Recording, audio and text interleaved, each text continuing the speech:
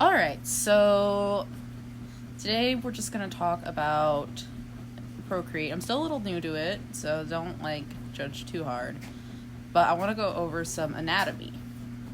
Let's start with the face because that's what a lot of people start with for drawing.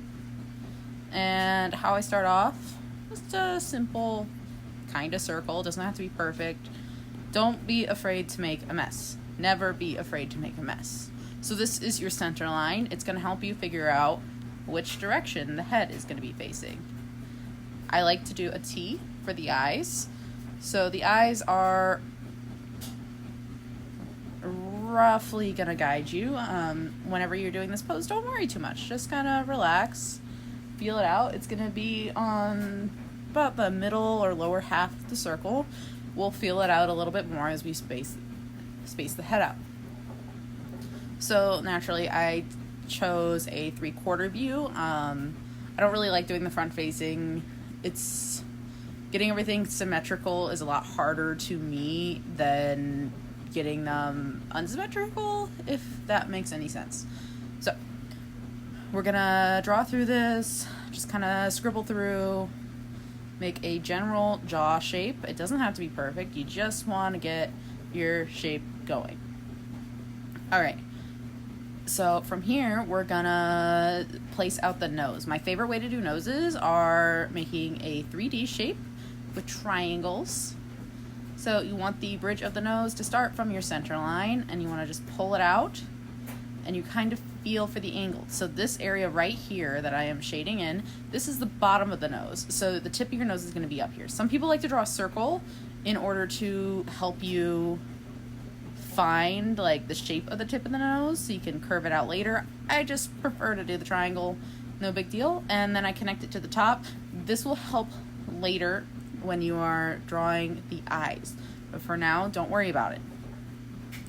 Alright, and then the mouth. I think I just want to do a standard mouth at this point in time. I usually just draw a line, so it's time to think about angles. So let's say this is a pretty basic, it's straight on, it's just a 3/4 view.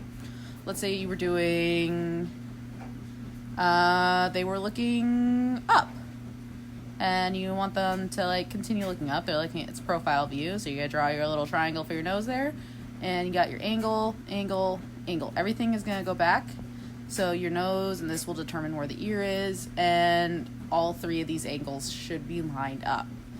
It'll help you find the right way to put the eyes and the mouth whenever you're doing a view that isn't directly front facing. Very, very important to remember. Alright, so we have a general idea here. I'm gonna make a little circle for the ear.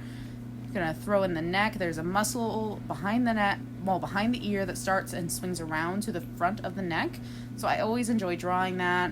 Just a little bit of the shoulder. This is a muscular fella today. But don't worry. It'll get better. Don't draw your necks too thin. It's better to draw them too thick and then have to thin them out later than to draw them really, really thin, unless it is a stylistic choice. But for today, we're just doing anatomy, so this isn't necessarily about style. Alright, we're gonna kind of map out the hairline here. Remember, the hairline kind of looks like a wonky, staircase, so it isn't always perfect the way it is. Sometimes they have a V at the top for the widow's peak, and a hairline is not perfect, so, you don't have to concern yourself. As I said, make a mess. And I'm going to shape out the skull a little bit here, just so it would naturally go a little bit farther back. The circle is not for anatomical reference. The circle is to give you a guide on how big the head is going to be and to get you started. After that, you can adjust as much as you need to do. So you move on. For the bridge of the nose, you can find where the brow bone's gonna sit. I like to draw a general little shape for where the eyes are, where the eye socket would be, the mouth, so on and so forth.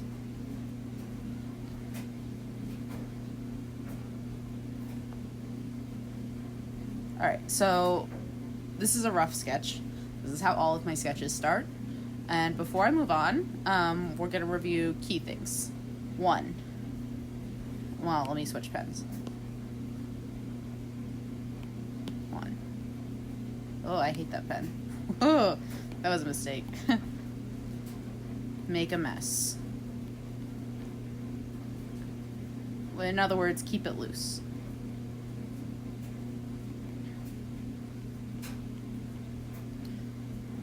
Two, don't be afraid to make mistakes.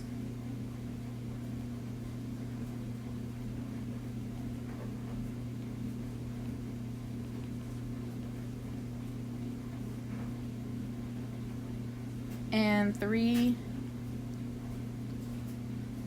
anatomy is important.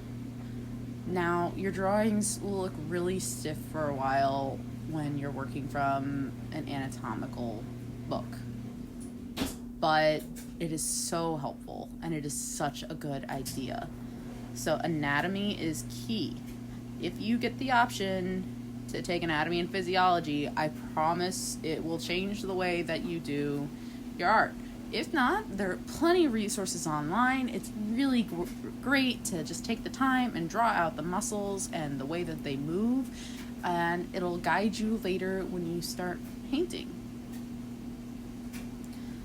Since this is a test video, I'm actually going to end it right here, but I hope that you get a chance to watch the rest of it.